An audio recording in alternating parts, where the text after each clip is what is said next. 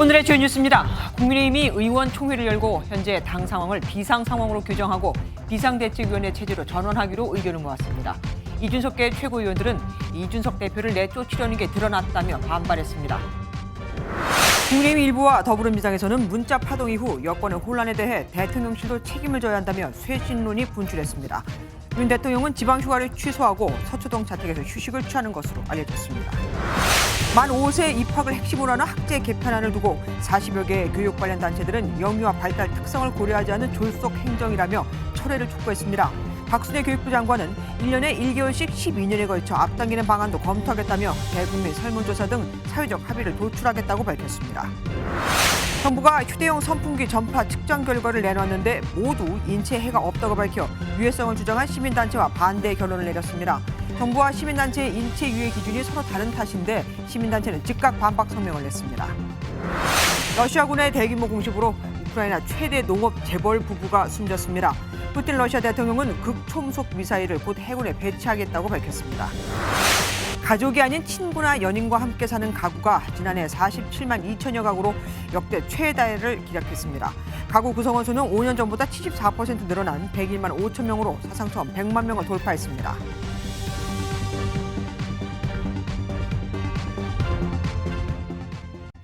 윤석열 대통령이 취임한 지 83일 만에 선거에서 이긴 여당 지도부가 비상대책위원회로 꾸려지는 사상 초유의 사태가 발생했습니다.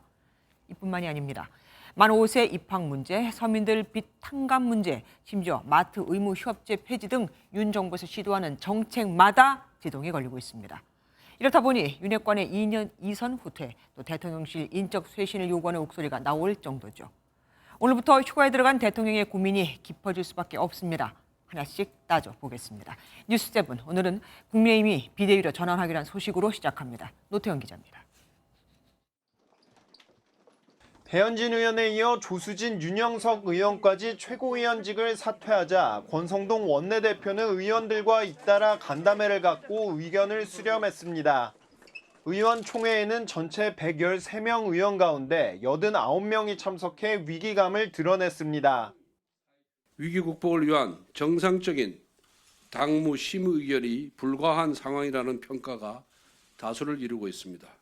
이와 같은 당의 비상 상황을 극복하기 위해 의원 여러분들의 중지를 모으고자 40분간의 논의 끝에 현재의 당 상황을 비상 상황으로 규정하고 비상대책위원회로 전환해야 한다는 데 뜻을 모았습니다. 현재의 지도부가 더 이상 제 기능을 할 수 없다는 것에 동의함에 따라 전국위원회 등을 열어 비대위 출범 수순을 밟게 됐습니다. 최고위원들께서 지금 사퇴 의사를 계속 표명을 하셨습니다. 그래서 사실상은 몇 분 남지 않았기 때문에 기능이 제대로 작동될 수가 없다. 이건 비상 상황으로 봐야 된다. 윤핵관 장제원 의원도 의총에 참석한 뒤 의원들이 비상 상황이라는 것에 합의한 것 같다며 비대위 전환에 동의한다고 밝혔습니다. 하지만 비대위 체제 전환까지 상임 전국위원회와 전국위원회 의결이 필요한데 당내 이견이 노출되고 있어 진통은 계속될 전망입니다. MBN 뉴스 노태현입니다. 국민의힘 최고위원은 이준석 대표와 권성동 원내대표를 제외하고 7명인데 3명이 사퇴를 했죠. 남은 4명 중 3명이 이준석계로 불리는 의원들. 그런데 이 중 윤영석 의원은 사퇴를 했고 2명이 남았죠. 이들이 비대위 구성은 민주주의에 역행하는 것이라며 강력하게 반발했습니다. 비대위에 찬성한 의원들도 비대위의 기간이나 권성동 원내대표도 사임을 해야 한다는 등 강론을 두고 이견이 표출되고 있습니다. 주진희 기자입니다. 국민의힘 의원총회가 비상대책위원회 구성으로 기울자 이준석계는 즉각 반발했습니다. 김용태 최고위원은 SNS에 비대위 전환을 반대한다고 여러 차례 말했다며 비상이라는 수사로 국민과 당원이 부여한 정당성을 박탈하는 것은 민주주의 역행이라고 올린 겁니다. 당원 당규상 비대위로 갈 근거가 없다는 주장과 함께 비대위 구성은 사실상 이준석 대표를 제명하는 것이어서 법적 대응에 나설 가능성도 제기했습니다. 이준석 대표가 법적인 대응을 해버리면은요, 이거는 가처분을 받아주는 상황이 돼서 이준석 대표가 다시 당대표로 돌아오는. 의원총회에서 비상 상황에 대한 동의는 이루어졌지만 비대위 강론을 두고는 이견이 나왔습니다. 하태경 의원은 이준석 대표의 징계 기간까지 남은 5개월만 비대위 체제를 유지하자고 제안했고 당내 중진 의원들 사이에서도 이 대표의 복귀를 막아서는 안 된다는 주장이 나왔습니다. 본인이 원하면 돌아올 수 있는 걸 전제로 해놓고 비대위를 해야 되고 만약에 일부에서 나오는 것처럼 비대위를 하면 이 대표가 못 돌아온다 하면 나는 그건 반대다. 이준석 대표는 별다른 의견 표명 없이 고민이 많을 땐 당원 가입을 하라는 글을 올렸습니다. MBN 뉴스 주진입니다. 휴가 중인 윤석열 대통령이 코로나 등을 이유로 당초 예정됐던 지방 일정을 취소했습니다. 당내 갈등과 지지율 하락의 여파로 보이는데 더불어민주당 물론 국민의힘 내부에서조차 대통령실이 바뀌어야 한다. 그러니까 인사 쇄신론이 잇따르고 있습니다. 출범 석 달 만에 말이죠. 신재우 기자입니다. 이번 주 휴가에 돌입한 윤석열 대통령이 당초 이틀에서 사흘 정도로 예정했던 지방 일정을 가지 않기로 했습니다. 대통령실은 코로나와 현지 주민 불편 등을 이유로 취소했다고 밝혔는데 일각에선 지지율 하락과 여권 내홍이 영향을 미쳤다는 분석이 나옵니다. 국민의힘 내부에선 낮은 지지율과 여권 갈등에 대한 책임을 지고 대통령실 고위 인사가 쇄신돼야 한다는 목소리가 나옵니다. 저희들 당대표 대행이 그만뒀는데 같은 급의 비서실장 정도는 책임을 져야 되는 거 아닌가 싶습니다. 더불어민주당은 민생위기를 극복하려면 아예 비서실장을 포함한 인사기획관, 공직기강 비서관, 총무비서관 등 4명의 인사 라인을 전면 교체해야 한다고 강조했습니다. 내각과 대통령실 인사 참사에 책임 있는 4인방의 즉각 문책을 포함해 역대급 국정 지지율 하락에 따른 전면적인 인사 개편을 검토하십시오. 대통령실은 윤 대통령이 휴가에서 돌아온 뒤 인적 쇄신에 나설 거란 예상에 근거 없다고 일축했습니다. 다만 우상호 민주당 비대위원장은 이준석 대표 징계 과정과 권성동 직무대행 사퇴에 윤 대통령이 개입했다는 의혹을 제기하며 공세 수위를 높였습니다. MBN 뉴스 신재우입니다. 사퇴하지 않고 버티고 있는 전현희 권익위원장을 겨냥해 감사를 하는 것이라며 더불어민주당이 최재해 감사원장의 사퇴를 요구하자 감사원은 발언 취지가 왜곡됐다며 반박했습니다. 경찰국 신설에 반대해 전국 경찰서장 회의를 주도했던 유삼룡 총경을 증인으로 부르느냐 마니아를 놓고 논란을 빚은 윤희근 경찰청장 후보자 인사청문회는 오는 8일에 하는 것으로 여야가 합의를 했습니다. 유 총경은 이날 나오지 않지만 말이죠. 백길종 기자입니다. 지난 금요일 법사위에 출석해 논란의 발언을 한 최재해 감사원장. 감사원은 대통령의 국정 운영을 지원하는 기관입니까? 아닙니까? 지원하는 기관이라고 생각합니다. 민주당은 표적 감사의 배경이 드러났다며 대국민 사과를 수용하지 않는다면 감사원장에서 사퇴하라고 요구했습니다. 부당하게 진행하고 있는 방송통신위원회, 국민권익위원회, KBS 등에 대한 정치감사, 표적감사를 즉각 중단하라.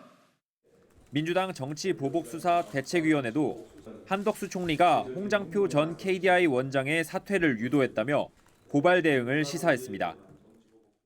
한덕수 국무총리 등 직권남용의 혐의가 있는 관련자들에 대한 고발을 검토를 시작했습니다. 검토가 끝나는 대로 고발을 해서 검찰이 수사에 나서도록. 감사원은 입장문을 통해 최 원장의 발언이 엄정한 감사로 공직사회를 견제해 국정운영 성공을 지원하는 데 있다는 뜻이었다며 취지가 왜곡됐다고 해명했습니다. 또 구체적인 제보에 따라 권익위에 대한 감사를 실시했으며 방통위 감사는 정기 감사를 앞당겨 착수한 것이지 사퇴 압박용이 아니라고 설명했습니다. 여야는 증인 채택 문제로 공방을 벌였던 윤희근 경찰청장 후보자 인사청문회를 오는 8일 개최하는 것으로 합의했습니다. 경찰국 신설 반대를 주도해온 유삼영 총경의 증인 출석은 오는 16일 행안위 업무보고로 대체했습니다.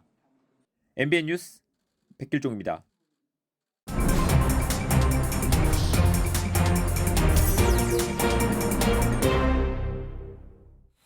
오늘 있었던 정치권 소식 들어보는 정책 톡톡 시간입니다. 이현재 기자와 함께합니다. 어서 오십시오. 네. 국민의힘 의원총회에서 비상대책위원회 체제로 가는 것에 한 명만 반대를 했다 그러더라고요. 누가 네. 반대했습니까? 김웅 의원 혼자 반대를 했습니다. 김 의원은 당 비상 상황을 인정하는데 이의가 있느냐 이런 물음에 손을 들고 이의 있습니다라고 말을 했다고 합니다. 네. 이준석 대표와 가까운 사이로 알려진 김 의원은 SNS에 윤석열 대통령과 이준석 대표가 대선 기간 함께 찍힌 사진들과 내부 총질이라는 짧은 글을 올리기도 했었죠. 그러니까 대선 때는 이준석 대표를 열심히 활용하고 지금은 쓰고 버리냐 이거인 것 같습니다. 네. 일단 의원총회에서 비상 상황이라는 건 인정을 한 셈이 됐잖아요. 그럼 네네. 앞으로 절차는 어떻게 될까요? 일단 최고위원회를 열고 상임전국위원회와 전국위원회 소집을 의결해야 합니다. 국민의힘의 설명을 한번 들어보시죠. 상임전국위원회와 전국위원회를 통해서 당헌 당규를 해석하고 그다음에 비대위원장을 선출하고 추인하고 하는 그런 절차를 밟을 예정입니다. 하지만 전국의 의장인 서병수 의원이 비대위 체제에 반대하고 있어서 난항이 예상되는데요. 서 의원은 오늘 오전 MBN과 통화에서 당헌 당규로 결정한 권성동 직무대행 체제를 바꿀 합당한 근거가 없다. 권성동 의원이 직무대행을 내려놓으려면 원내대표 자리도 사퇴해야 한다고 말했습니다. 의원총회 이후에도 서 의원의 입장을 들여보려 했지만 연락이 닿진 않았습니다. 그리고 조금 전 이준석 대표가 SNS에 비대위 결정과 관련된 글을 올렸는데요. 네. 최고위원들이 사퇴해서 비상 상황이라고 해놓고 이미 사퇴 선언을 한 최고위원들을 모아서 비대위로 가는 표결을 하려고 한다며 이게 1년간 자신이 경험해온 논리의 수준이라고 말했습니다. 비대위를 무리하게 추진한다 이렇게 비꼰 겁니다. 네. 어쨌든 비대위 체제로 간다면 그러면 누가 비대위원장을 맡게 될까요? 아무래도 정부와 여당의 관계를 안정시킬 수 있는 그런 인물들이 함화평에 오르고 있습니다. 원내 인사부터 한번 살펴보면 당내 최다선인 우선 정진석 국회 부의장, 주호영 의원, 정우택 의원, 조경태 의원 등의 이름이 거론되고 있습니다. 원외 인사로는 김종인 전 국민의힘 비대위원장과 김병준 전 자유한국당 비대위원장 등도 함화평에 올랐는데요. 김종인 전 위원장은 함화평 소식이 들리자마자 관심도 없다며 단칼에 거절 의사를 밝혔습니다. 네. 어쨌든 여당 분위기가 이렇게 시끄럽고 안 좋은데 윤석열 대통령 지지율이 또 30% 밑으로 내려갔다는 조사 결과가 나왔습니다. 네, 그렇습니다. 여론조사 기관 KSOI가 지난달 29일부터 이틀간 조사한 결과 윤석열 대통령 지지율이 28.9%를 기록했습니다. 지난주 대비 3.3%포인트 떨어진 건데 이에 비해 부정평가는 4%포인트 올라 68.5%로 나타났습니다. 20%대 지지율은 지난달 29일 한국갤럽이 발표한 여론조사에서 28%를 기록한 뒤 두 번째입니다. 이준석 대표를 향해서 뭐 내부 총질이다 이런 메시지가 왔다 갔다 한 것도 네네. 아무래도 영향이 있겠죠? 네, KSOI 여론조사에서 이와 관련된 질문도 있었습니다. 따로요? 네, 이준석 대표의 징계에 윤 대통령의 의중이 작용했는가에 대한 질문에 공감한다는 답변이 68.8% 나왔고 네. 공감하지 않는다는 답변은 25.5%에 그쳤습니다. 내부 총질 메시지가 공개된 지난달 26일 이후에 지지율이 20%대로 떨어졌잖아요. 지금 경제 위기의 상황에서 윤 대통령이 민생 돌보기보다 이준석 대표 밀어내기에 신경 쓰고 있었던 거 아니냐. 이런 부정 여론이 지지율 급락의 주요 원인 중 하나로 작용했다. 이런 분석이 나오고 있습니다. 네. 이번에는 야당으로 넘어가 보겠습니다. 이재명 민주당 의원이 국회의원 공개 비난 플랫폼을 만들자고 했습니다. 네. 이건 뭡니까? 이제 이재명 의원이 지금 강성 지지층들의 문자 폭탄 이걸 어떻게 해결할까 이렇게에 대한 이제 대안을 내놓으면서 말한 내용인데요. 지난달 30일 고향인 경북 안동 방문 당시에 이 의원은 당원들이 당의 의사를 표현할 통로가 없어서 의원 개인 번호로 문자 메시지를 보낸다 이렇게 말을 했는데요. 뒤이어 의원이나 당 지도부를 비난할 수 있는 당 온라인 플랫폼 창구를 만들자 이렇게 제안했습니다. 오늘의 가장 많이 비난받은 국회의원 땡땡땡. 2주에 가장 많은 항의 문자 받은 누구? 이달에 땡땡땡. 이런 거 한번 하라고 그래요. 당 사이트에 보면 뭐 당원 게시판 이런 거 있지 않습니까? 네, 그런데 이제 논란이 일으면 민주당이 당 게시판을 또 닫기도 했어서 논란이 된 적도 있었잖아요. 네. 그렇군요. 어쨌든 당내 반발 만만치 않을 것 같습니다. 네, 비이재명계 의원들이 강하게 반발하고 나섰습니다. 당대표 후보인 강훈식 의원은 비난과 항의 숫자를 줄 세우는 것은 민주주의 퇴행이라고 비판했고 박용진 의원은 반대 의견의 소신을 숫자로 겁박하려 한다 이렇게 꼬집었습니다. 이에 대해 이재명 의원 측은 발언 중 일부만 가지고 취지를 왜곡하고 있다면서 오히려 욕설과 폭력적 의사표현 방식의 자제를 당부했다 이렇게 맞받아쳤습니다. 네, 여기까지 듣겠습니다. 정치부 이현재 기자와 함께했습니다. 만 5세, 그러니까 7살은 교육보다는 보살핌이 필요합니다. 사교육과 입시 경쟁 시기만 앞당길 것입니다. 교육부가 초등학교 입학 연령을 만 6세에서 만 5세로 한 살 낮추는 학제 개편을 일방적으로 추진하면서 논란이 커지고 있죠. 유아, 초등, 학부모, 교육단체 반발하지 않는 곳이 없다고 해도 과언이 아닙니다. 오늘은 학부모와 교육단체까지 집회를 열었습니다. 조동욱 기자입니다. 피켓을 든 학부모들이 거리에 앉아 구호를 외칩니다.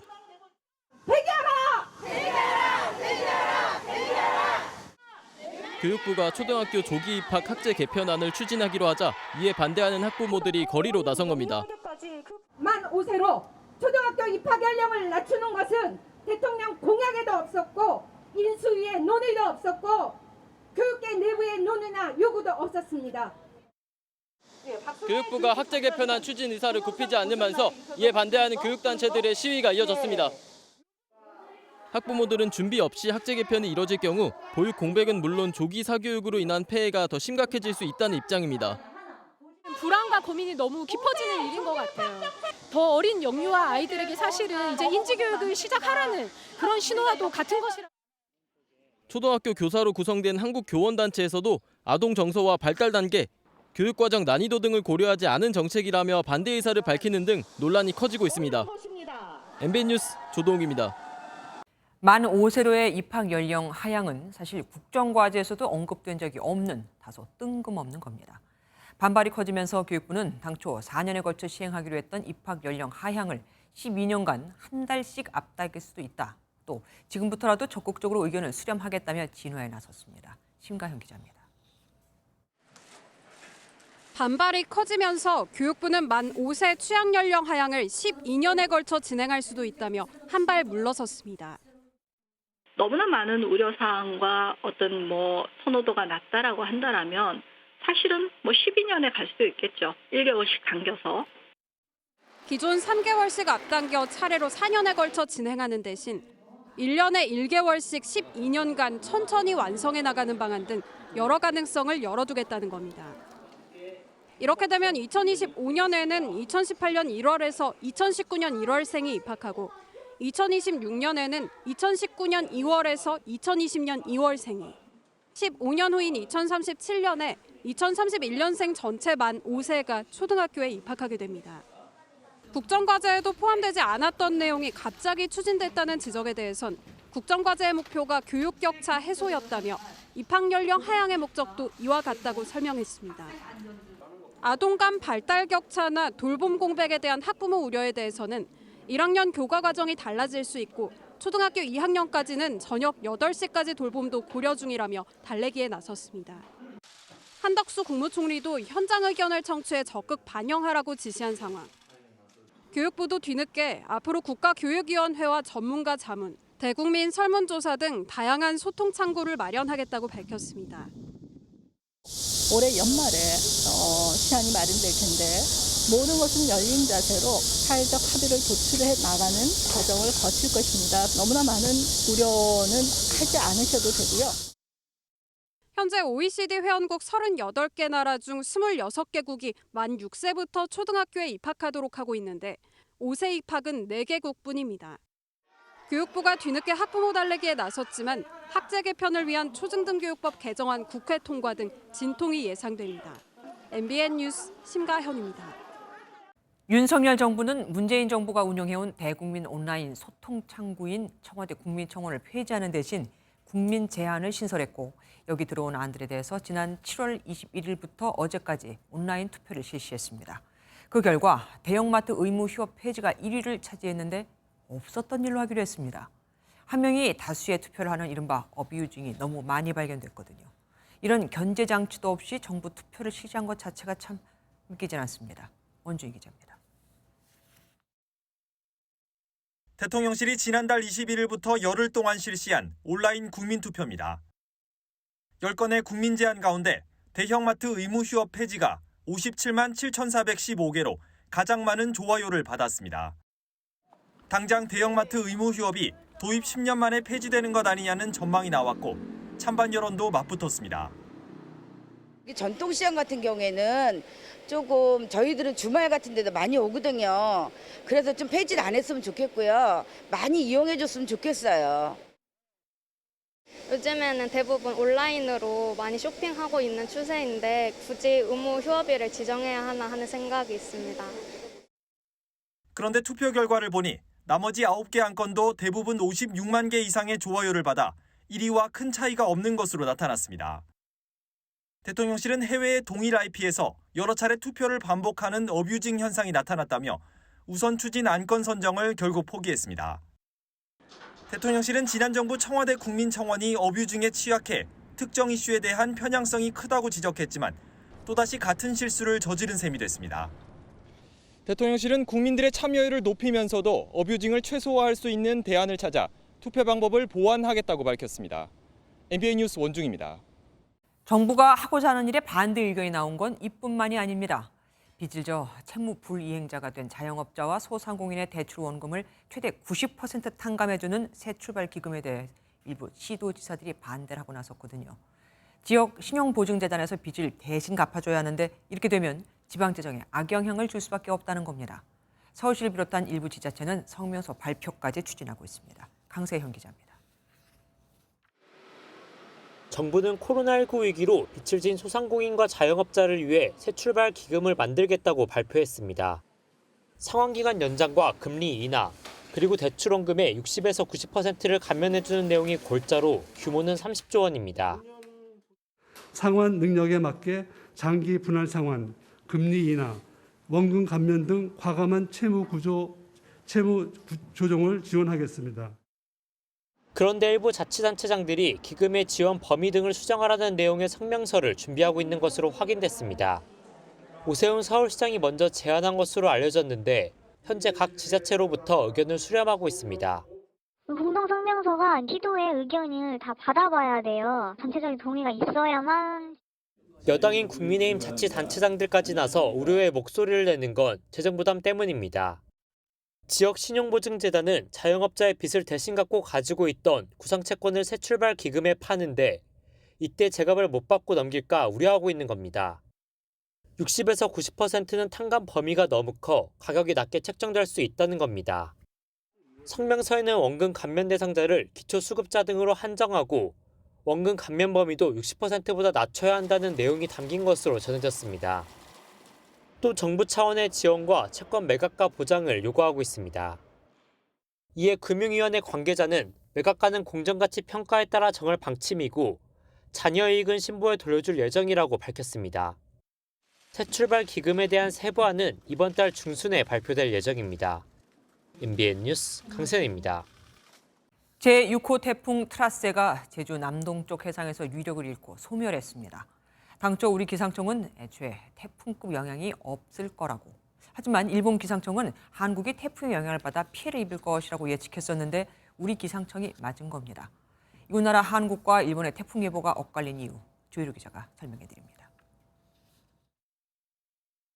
한반도 주변 위성 영상을 보면 제6호 태풍 트라세가 소멸한 걸 확인할 수 있습니다. 앞서 우리 기상청은 트라세가 태풍 세력에 미치지 못한다고 봤는데 일본은 트라세가 오늘 오후까지도 최대 풍속 18m/s로 세력을 유지할 것으로 내다봤습니다. 하지만 트라세는 오전 9시 제주 서귀포 남동쪽 70km 부근 해상에서 태풍 아래 단계인 열대 저압부로 약화했습니다. 우리나라와 일본 모두 풍속이 17m/s 이상이어야 태풍으로 분류하는데 일본은 위성 관측 자료를 토대로 트라세를 태풍으로 선언했지만 우리나라는 원격 탐사 자료를 통해 바람의 다양한 성분을 추정한 것이 달랐습니다. 단순한 수치 모델의 경로를 따르는 게 아니라 태풍의 경로가 어떻게 바뀌겠다 이런 것들을 조금 더 깊게 세심하게 분석을 하고요. 그 과정에서 이제 각국의 나라들이 조금씩 다른 판단을 할 수 있다. 제5호 태풍 송다에 이어 트라세도 세력이 약해졌지만 태풍이 몰고 온 수증기의 영향으로 내일까지 전국에 비가 쏟아질 전망입니다. 비가 그친 뒤엔 체감온도가 33도 이상 오르는 등 전국적으로 열대야가 기승을 부릴 것으로 보입니다. MBN 뉴스 조희로입니다. 선생님들의 노트북, 컴퓨터 16대를 해킹해 고등학교 시험지를 빼낸 사건. 그런데 유일하게 영어 과목만 해킹되지 않은 이유가 드러났습니다. 보안이 강화된 암호가 걸려 있었습니다. 박상호 기자가 자세히 알아봤습니다. 시험 문답지를 해킹한 2학년 학생 2명은 올해 3월 중순부터 10여 차례나 교무실을 들락날락했습니다. 야간 자율학습이 끝난 밤 시간대였습니다.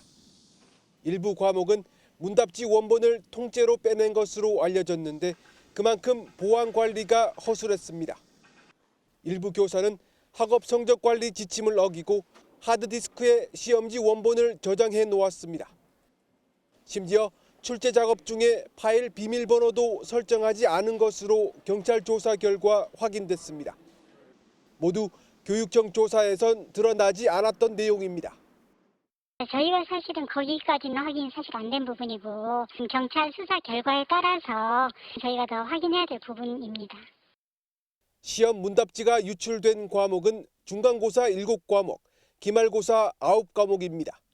가해 학생들은 전 과목을 빼돌리려 했지만 유일하게 영어만 해킹하지 못했습니다. 영어 출제교사 2명 가운데 1명은 노트북 보안이 강화된 핀 암호 체계를 쓰고 있어 접근 자체를 못했고 다른 영어 교사 노트북은 악성 코드가 실행되지 않았던 것으로 확인됐습니다. 경찰은 가해 학생들이 애초 원격 프로그램으로 해킹을 시도한 사실을 확인하고 정보통신망법 위반 혐의를 추가 적용하는 방안을 검토하고 있습니다. MBN 뉴스 박상호입니다.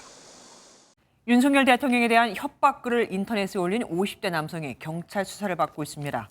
사실 취임 전부터 대통령은 최근까지도 협박글이 잇따르고 있기에 경찰이 긴장할 수밖에 없습니다. 이규현 기자가 취재했습니다. 어젯밤 8시 30분쯤 국민의힘 홈페이지 게시판에 윤석열 대통령을 향한 협박성 글이 올라왔습니다. 윤 대통령이 죽을 확률이 99.9%라며 경호를 잘 하라는 내용이었습니다. 신고를 접수받은 경찰은 댓글 작성 아이디를 추적한 끝에 2시간 만에 해당 글 작성자인 50대 남성 A씨를 검거했습니다. 경찰은 A씨가 실제 윤 대통령에게 위해를 가할 의사는 크지 않았다고 보고 있지만 글을 올린 정확한 의도가 무엇인지 조사하고 있습니다. 윤 대통령에 대한 협박글이 인터넷에 올라온 건 이번이 처음은 아닙니다. 지난 5월 윤 대통령 취임식을 앞두고 한 커뮤니티 사이트에 수류탄을 던지겠다고 올린 20대 남성이 경찰에 붙잡힌 바 있습니다. 댓글 왜 올리셨습니까? 죄송합니다. 실제로 테러 준비한 겁니까? 아닙니다. 죄송합니다. 6월엔 윤 대통령의 부인 김건희 여사 팬카페에 대통령 자택에 테러를 하겠다고 올린 10대 남성이 경찰에 붙잡혔는데 서울 서초경찰서는 혐의가 있다고 보고 지난달 말 이들을 검찰에 송치했습니다.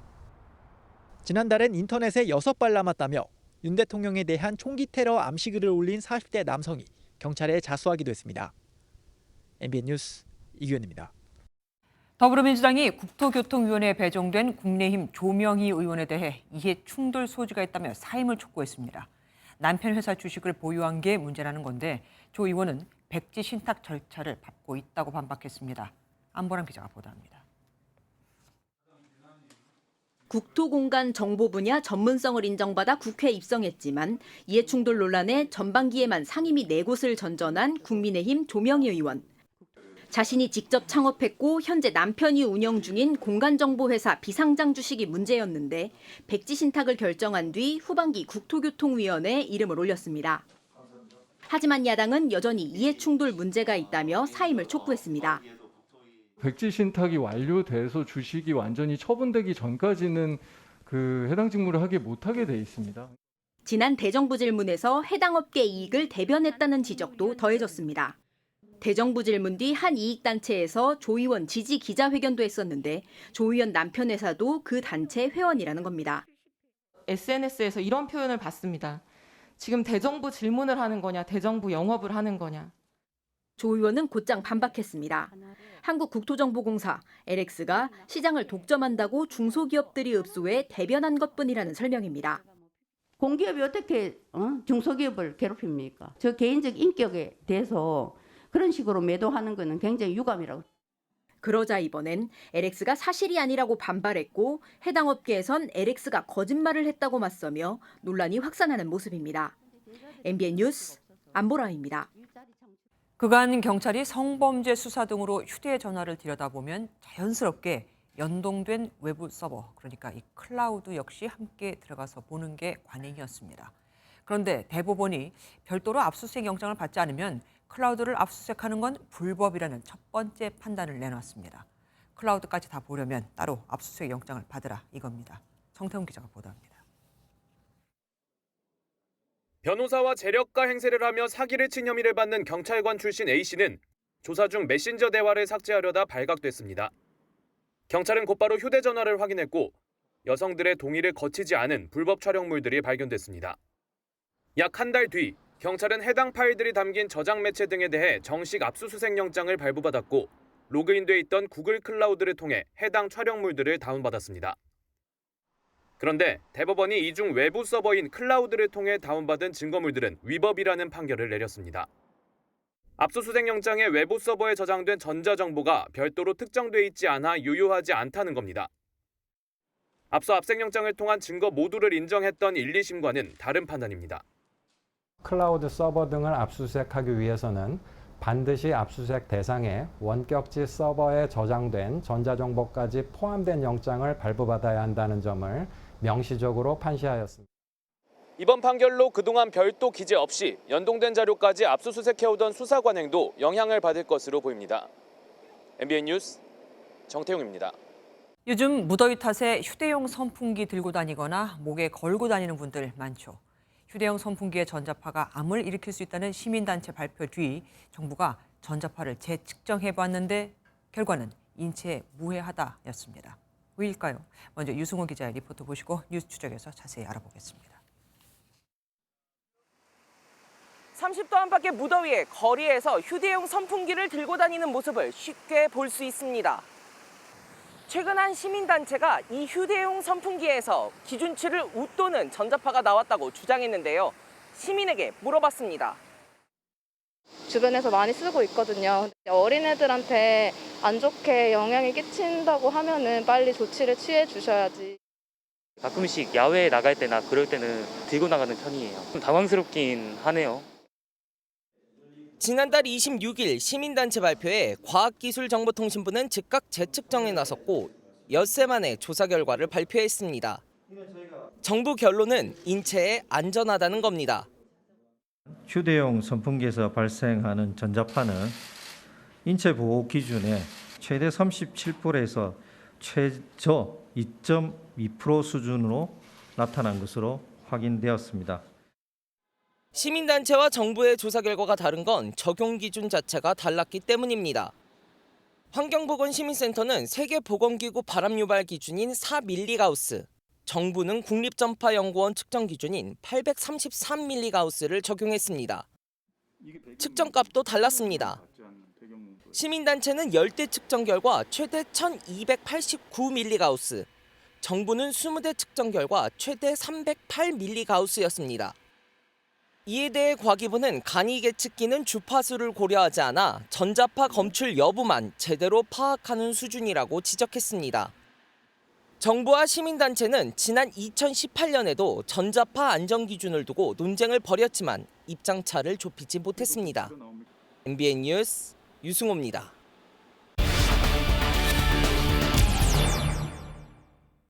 오늘 정부 발표를 두고 시민단체는 즉각 반박 성명을 내놨습니다.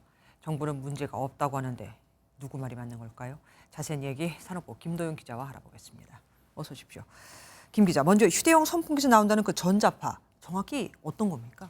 네, 예전에 그 송전탑을 설치할 때도 이 전자파가 문제가 된 적 있었습니다. 예, 맞아요. 네, 극저주파 자기장이라고 하는데요. 이게 암을 유발한다 아니다를 두고 정부와 주민 간의 논쟁이 벌어지기도 했었습니다. 세계보건기구는 이 극저주파 자기장을 발암물질로 분류하고 있습니다. 다만 자기장의 양에 상관없이 극저주파 자기장의 발암 수준은 우리가 먹는 절임 채소류나 고사리 정도입니다. 또 발암 가능성이 있을 수도 있다 정도라서 과학적 근거는 아직 명확하지 않아서 학계에서도 논란의 대상입니다. 그러니까 정확하게 말하면은 전문가들도 지금 잘 모른다는 거 아닙니까? 그런데 시민단체는 4기가 밀리가우스라고 하나요? 기준으로 하고 과기부는 833밀리가우스를 기준으로 합니다. 기준이 이렇게 달라버리면 안 되는 거 아닙니까? 네, 먼저 그 밀리가우스는 극저주파 자기장 수치를 나타내는 단위인데요. 이 정부는 국제비전리복사보호위원회의 기준을 준용하고 있습니다. 여기에 따르면 극저주파 자기장은 2000밀리가우스를 넘지 않으면 됩니다. 우리나라는 이 기준보다 좀 더 엄격하게 833밀리가우스를 적용하고 있습니다. 이 기준에 따르면 휴대용 선풍기는 문제가 없죠. 네. 다만 문제를 제기한 시민단체는 국제암연구소 기준을 준용하고 있는데요. 이 기준에 따르면 3에서 4밀리가우스의 전자파라도 10년 이상 노출되면 어린이 백혈병 발병률이 2배 이상 커진다고 보고 있습니다. 그런데 4밀리가우스와 833밀리가우스면은 몇 배 차이 나는 거니까 이거 200배 차이 나는 거 아닙니까? 그럼 다른 나라는 어떤 기준을 적용하고 있습니까? 예, 이게 나라마다도 굉장히 다양한데요. 예, 대부분 우리나라처럼 국제비전리복사보호위원회의 기준을 적용합니다. 영국과 호주가 대표적이고요. 다만 스웨덴은 2밀리가우스, 네덜란드는 4밀리가우스, 스위스는 10밀리가우스입니다. 더욱 엄격한 기준을 적용하는 나라는 이유가 혹시 모를 피해를 예방하자 이런 차원입니다. 그러니까 잘 모르니까 더 보수적으로 우리가 안고 가자는 거 아니겠습니까? 그러면은 노트북이나 스마트폰도 그런 게 나오잖아요. 이건 어떻습니까? 네, 우리가 쓰는 전자기기 대부분은 전자파가 나오기 마련인데요. 다만 사용하는 거리가 멀면 큰 문제는 없다고 합니다. 정부 주장을 반박한 시민단체 소장과 얘기를 직접 나눠봤습니다. 노트북이나 다른 일반 전기 제품들은 적어도 30cm 이상 떨어뜨리지 않습니까? 목선풍기가 문제인 것은 이게 거리 두기가 어렵다는 그런 점.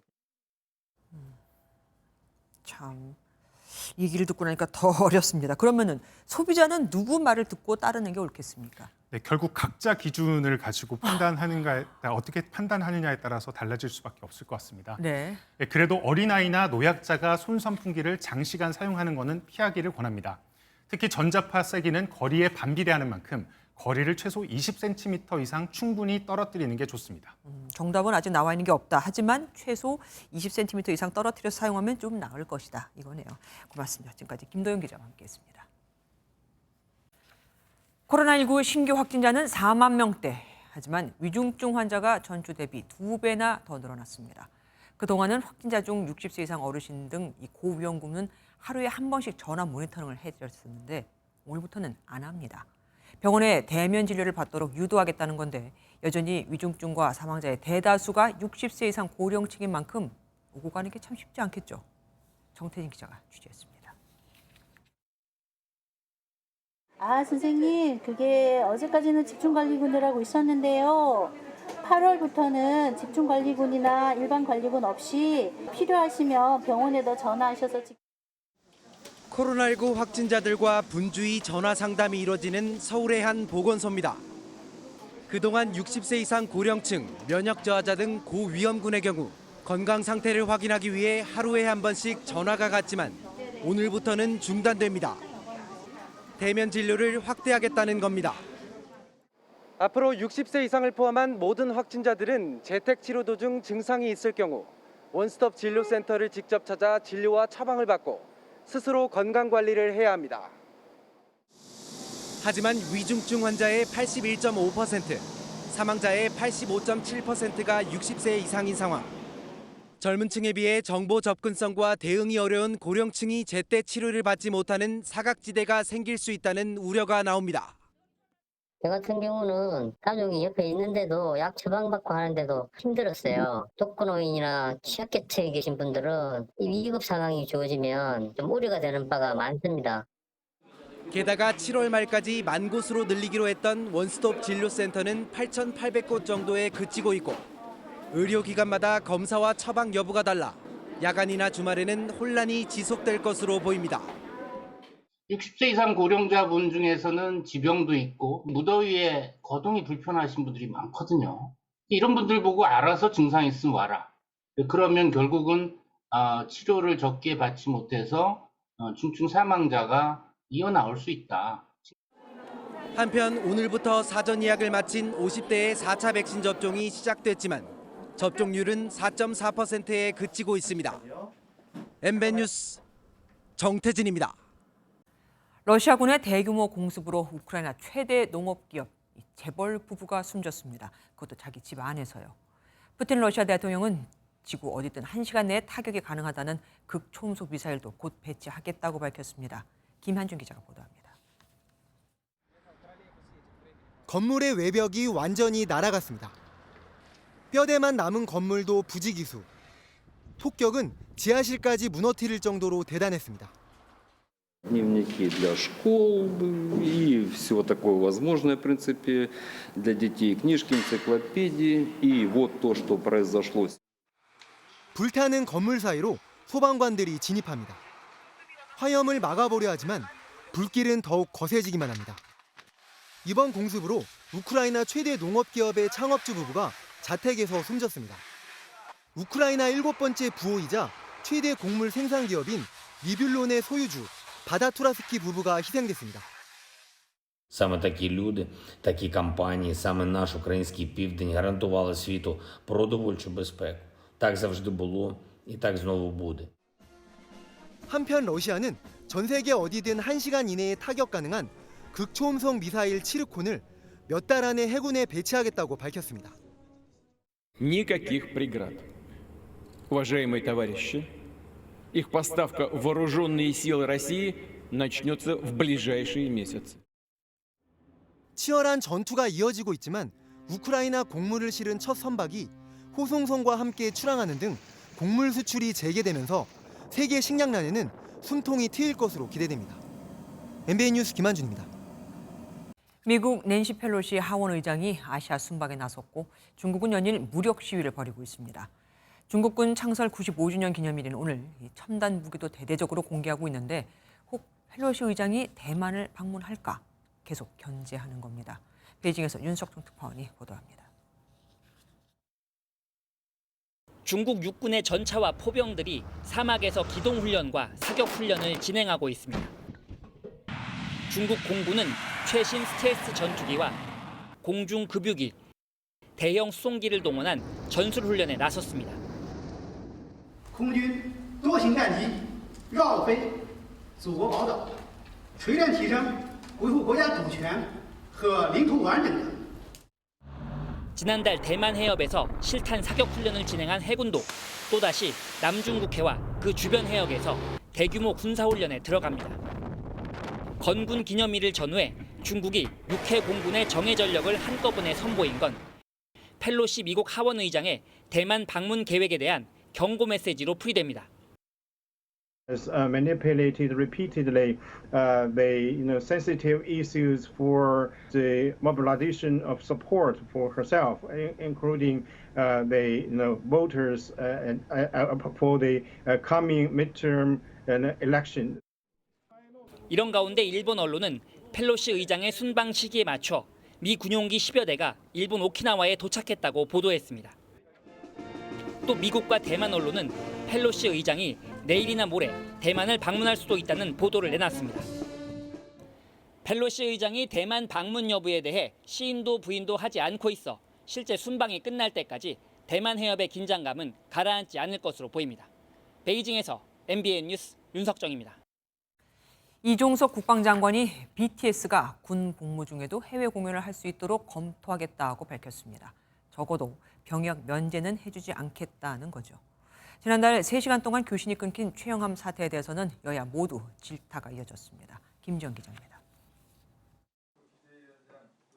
국회 업무보고에서 병무청은 병역 특례 대상에 BTS 등 대중문화 예술인을 추가하는 방안에 선을 그었습니다.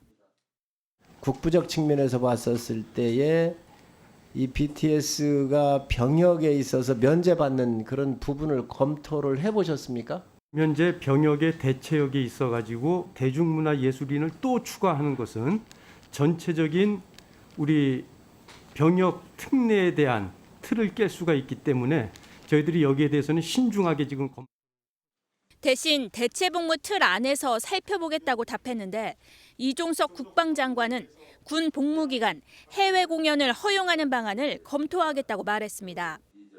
군에서 연습할 수 있는 기회를 주고 또 해외 공연이 일정이 있으면 얼마든지 추구해서 오히려 그것이 그들의 인기에 더 도움이 될 수 있습니다. 지난달 초 3시간 동안 교신이 끊긴 해군 구축함 최영함의 통신 두절 보고 누락은 여야 모두 질타했습니다. 이것은 있을 수 없는 겁니다. 장관님. 장관님도 근무 태만이고요.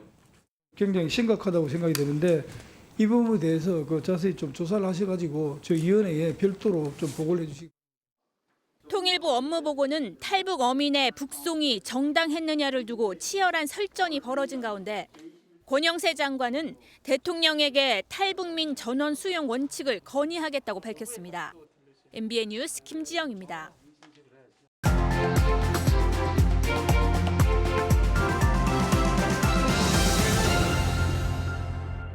This is the Navy, where commanding officers a mighty and terrible thing.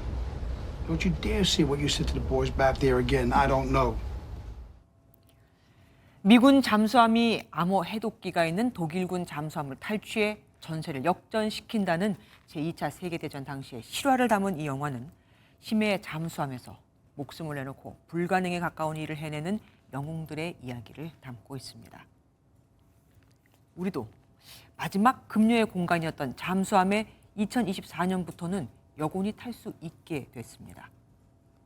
세계에서 14번째, 아시아에서 3번째인데 여성 파일럿이 창공을 누비고 육군에선 이미 여성만으로 구성된 대테러 특수부대, 독거미 부대가 활약하는 걸 보면 사실 늦은 겁니다. 그런데 이 소식이 반갑지만은 않은 건 왜일까요? 잠수함 근무는 몇 개월씩 바다 밑에서 항해하면서 외부와 휴대폰도 연결이 안 되니 사생활은 포기해야 합니다. 또 잠수함 내 승조원의 1인당 거주 공간은 1.1평 정도로 교도소 독방보다도 좁아서 33평 아파트에 30-40명이 모여 사는 것과 비슷합니다. 여군의 위상이 높다는 미군도 2014년 핵 잠수함에서 여군 장교 샤워 장면을 1년 넘게 몰래 촬영해서 함께 군인들이 돌려봐 형사처벌을 받았을 정도니 걱정이 들 수밖에 없는 겁니다. 우리는 아직도 성추행을 당한 뒤 2차 가해로 고통받다가 극단적인 선택을 한 여군 사건 같은 일들이 버젓이 벌어지고 있잖아요. 휴대전화로 외부에 도움 요청이 가능한 상황에서도 말입니다. 1985년 세계에서 처음으로 여성 승조원을 잠수함에 태운 노르웨이나 잠수함 내 여성용 공간을 따로 두지 않고 원크루 정신을 강조하는 네덜란드에서 별 문제가 없는 건 이들 나라의 군기가 엄하거나 처벌이 강력해서가 아니라 사회 문화적으로 남녀 평등에 대한 높은 성인식 덕분이라고 봐야 합니다. 여성 승조원을 위한 시설 보완? 물론 중요하겠죠. 하지만 더 시급한 건 우리 사회의 성평등 의식 개선과 아직도 군에서 차별받고 따돌림받는 여성의 인권이 아닐까요? 문제를 정확하게 짚는 것, 그것이 바로 문제를 해결하는 첫 번째 길입니다. 김주아의 그런데 오늘은 잠수함에 여군 탄다는데 있습니다. 가족이 아닌 친구나 연인과 함께 사는 사람이 지난해 기준 100만 명을 넘었습니다. 치솟는 주거비를 조금이라도 아낄 수 있고 마음만 통하면 큰 문제가 없다는 거죠. 가족의 형태가 바뀌고 있습니다. 장명훈 기자가 취재했습니다. 대학생들에게 친구와 함께 사는 건 치솟는 주거비 부담을 줄이는 좋은 방법 중 하나입니다. 보통 요즘 월세가 좀 비싸다 보니까 투룸 구해가지고 같이 사는 경우가 많더라고요. 룸메이트나 하우스메이트를 구한다는 글을 쉽게 볼 수 있듯 가족이 아닌 누군가와 함께 사는 것이 2030에겐 낯설지 않은 현실. 이성과도 마음만 맞으면 같이 사는데 큰 문제가 없다는 반응입니다. 서로 합의만 잘 되면은 큰 문제 없이 잘 살 수 있을 것 같긴 한데 미리 뭔가 약속을 하고 협의를 하고 이제 그렇게 살아가는 게 중요할 것 같다는. 이런 세태는 고스란히 가족의 형태에 영향을 미치고 있습니다. 가족이 아닌 친구나 연인과 함께 거주하는 비친족 가구 수는 지난해 47만여 가구로 크게 늘었습니다. 1년 만에 10% 넘게 늘어난 것으로 역대 최대입니다. 가구 구성원 수도 2016년 58만 명에서 5년 만에 74% 늘어 지난해 사상 처음 100만 명을 돌파했습니다. 하지만 정부 지원은 여전히 가족 단위에 맞춰져 있어 비혼, 동거 등 새 가족 형태에 걸맞은 제도 개선이 필요하다는 지적이 나옵니다. MBN 뉴스 정명훈입니다. 부부가 집을 보유할 때 단독 명의가 좋을까요? 공동 명의가 좋을까요? 정부가 최근 발표한 세제 개편안이 국회를 통과하면 공동 명의가 답일 듯합니다. 기본 공제 금액이 크게 높아지면서 시가 22억 원까지 종부세가 면제되거든요. 배준우 기자가 자세히 따져봤습니다. 서울 목동의 한 아파트입니다. 시가로 25억 원, 공시가 17억 8천만 원인 전용 115제곱미터 주택을 가진 1주택자는 지난해 190만 원을 종부세로 냈습니다. 하지만 부부 공동명의라면 내년엔 종부세를 내지 않아도 됩니다.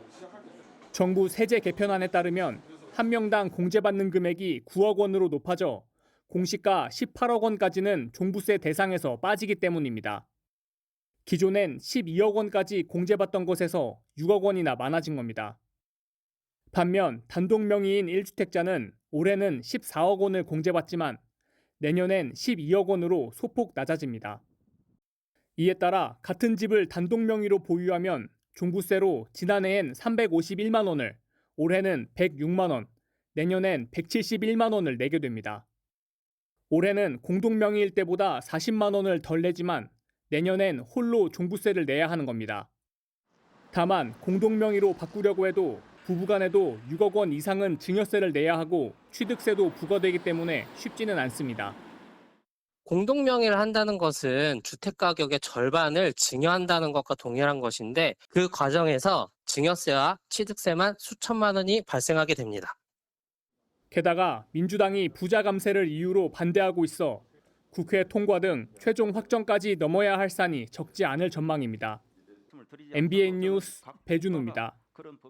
글로벌 공급망 위기에 우리 경제 동력인 수출마저 둔화되면서 지난달 우리나라 무역 수지는 46억 7천 달러 적자를 기록했습니다. 지난 4월부터 넉 달 연속으로 적자가 발생한 것으로 14년 만입니다. 국제에너지 가격 고공행진 탓에 해외에서 수입하는 원유와 가스가 1년 전보다 88억 달러 늘어나 적자 폭을 키웠죠. 우리나라 수출 최대국인 중국의 봉쇄 여파로 대중 무역 수지도 30년 만에 3개월 연속 적자를 기록했습니다. 그나마 최근 국제에너지 값이 주춤하고 정부가 유류세 인하폭을 최대한 확대한 덕분에 전국 주유소 휘발유 평균 가격은 하락 중인데 경유 가격은 여전히 리터당 2,000원대 가까이 형성이 돼 있습니다. 왜 그런 건지 박기용 기자가 알아봤습니다. 공공임대주택 하면 오래된 낡고 좁은 아파트를 떠올리게 되죠. 서울시가 노후 임대주택 단지를 재건축할 때 초고층으로 짓고 편의시설을 갖춰 마치 강남의 타워팰리스 같이 조성하겠다는 계획을 밝혔습니다. 싱가포르에서 김수영 기자가 취재했습니다. 싱가포르 도심에서 3km 거리에 위치한 한 아파트 단지. 2009년 가장 오래된 주택을 허물고 50층 7개 동 1,800여 가구가 거주하는 아파트로 변신시켰습니다. 중저임금 근로자에게 시세의 절반 정도로 공급됐지만 도심이 내려다 보이는 공중정원과 스카이브리지, 헬스클럽 등 다양한 편의시설을 갖춘 고품질 공공주택의 랜드마크로 자리 잡았습니다. 싱가포르를 방문 중인 오세훈 서울시장은 서울의 노후 임대주택을 재건축할 때 용적률을 최대 500%까지 확대해 피나클처럼 고밀 개발하겠다는 계획을 밝혔습니다. 임대주택도 도곡동의 주상복합 아파트 타워팰리스처럼 초고층에 다양한 편의시설이 갖춰진 아파트로 조성하겠다는 겁니다. 타워팰리스처럼 짓겠다라고 말씀드렸을 때는 용적률을 최대한 높이겠다는 의미도 있었지만 그 안에 시설이 수영장이나 또 헬스클럽이나 재건축을 앞둔 서울 시내 영구 공공임대단지는 34곳. 서울시는 노원구 하계 5단지를 첫 적용단지로 정하고 용적률을 435%까지 상향 조정할 계획입니다. 싱가포르의 초고층 고품질 임대주택을 경험한 서울시는 그동안 획일적이었던 임대주택 정책 전환에 속도를 내겠다는 방침입니다. 싱가포르에서 MBN 뉴스 김수영입니다. 스포츠 뉴스입니다. 미국 프로야구 샌디에이고의 김하성이 불같은 강속구를 받아쳐 4경기 연속 안타 행진을 이어갔고 눈부신 호수비도 뽐냈습니다. 공격과 수비에서 북치고 장구친 김하성의 활약, 전광열 기자가 전해드립니다. 샌디에이고 김하성이 미네소타전 3회에 선보인 눈부신 호수비입니다. 미네소타 타자의 총알 같은 타구를 몸을 날려 잡아냅니다. At shortstop by Ha-Sung Kim. Fantastic shortstop for the San Diego Padres. 159km로 날아오는 공을 동물적인 본능으로 잡아낸 김하성의 수비에 관중석에선 함성이 터져나오고 샌디에이고 투수는 글러브를 낀 채로 박수를 보냅니다. 김하성은 9회에도 안타성 타구를 잡아내며 관중과 팀 동료에게 박수를 받았습니다. 김하성은 7회 타석에선 미네소타 투수의 161km짜리 강속구를 공략해 4경기 연속 안타를 기록했습니다. 올 시즌 샌디에이고의 슈퍼스타 페르난도 타티스 주니어의 부상 공백을 메우는 김하성은 현지 시각 기준으로 7월 한 달 동안 타율 3할 1푼 4리를 기록했는데 메이저리그 진출 이후 처음으로 월간 타율 3할을 달성했습니다. 7월 한 달 동안 꾸준한 타격 성적의 상승세가 있었고 또 이 선수가 수비를 겸비한 선수이기 때문에 그런 부분에서 지금 우려는 많이 좀 사라진 상황이 된 거죠. 샌디에이고는 김하성의 활약 속에 미네소타에 3대2로 역전승했습니다. MBN 뉴스 전광열입니다. 최근 발생한 태풍은 모두 소멸됐습니다. 다만 이 태풍의 여파로 다량의 수증기가 유입되면서 내일까지 전국 대부분 지역에 비가 내리겠고요. 중부 지역은 모레 아침까지 이어지는 곳도 있겠습니다. 우선 내일까지 내리는 비의 양을 보시면 경기 북부와 강원 영서 북부에 100mm 이상으로 가장 많겠고요. 그 밖에 중부지방과 지리산 부근 그리고 제주 산지에도 최고 70mm 이상이 예상됩니다. 현재 수도권을 제외한 전국 대부분 지역에서 폭염특보가 발효 중입니다. 내일 서울 낮 기온은 29도로 오늘보다는 3도 정도 낮겠습니다만 남부지방으로는 광주가 32도, 대구 33도 등으로 오늘보다도 더 덥겠습니다. 내일 비구름이 지나면서 전국이 잔뜩 흐리겠습니다. 특히 수도권과 강원 영서 지역은 내일 새벽부터 아침 사이 시간당 30mm 안팎의 장대비가 쏟아지겠습니다. 오늘까지 남해안은 순간 풍속 15m 이상의 강풍이 불겠고요. 남해안과 제주 해안에 따라서는 너울이 매우 높게 밀려오겠습니다.